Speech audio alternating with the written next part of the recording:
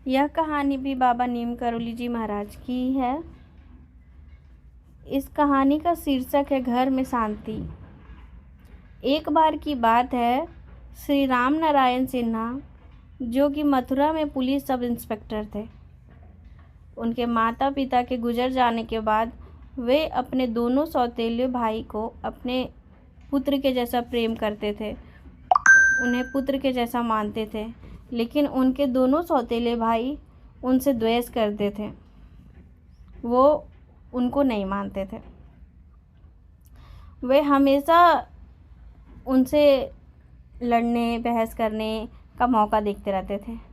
तो एक दिन की बात है, उनके दोनों भाई एक लैंप के लिए अपनी भाभी से लड़ रहे थे कि ये मेरे पिता की संपत्ति है, ये मुझे चाहिए। और इतने में क्या हुआ कि श्री राम नारायण सिन्हा जी जो थे वो वहाँ पे पहुँच गए और वो ऐसे उन्हें लड़ते हुए देख के बहुत ही दुखी हुए और वो लैंप उन्हें दे दिए।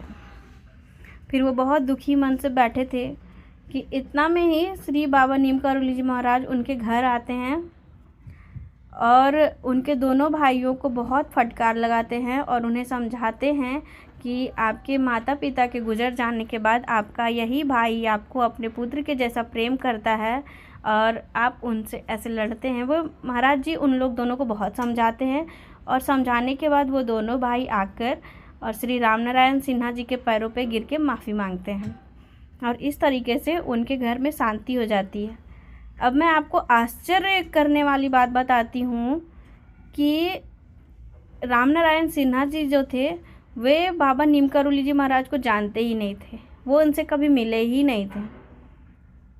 और अचानक बाबा का उनके घर पे आना और उनके घर के छोटे से झगड़े को सुलझाना, ये सब हो जाने के बाद राम नारायण सिन्हा जी महाराज जी के साथ ही घर से बाहर निकलते हैं तो वहाँ देखते हैं कि एक व्यक्ति उनका इंतज़ार कर रहा होता है। तो वो उस व्यक्ति से पूछते हैं कि ये महाराज जी कौन हैं, कहाँ से हैं, क्या।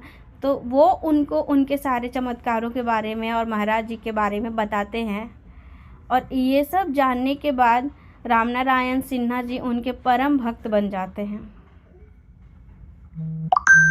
थैंक यू दोस्तों। अगर मेरी ये कहानी आपको अच्छी लगी हो तो प्लीज़ मेरे चैनल को सब्सक्राइब करें, लाइक करें, कमेंट करें और कमेंट करके प्लीज़ मुझे बताइएगा कि मैं आगे और कहानियाँ लाऊं।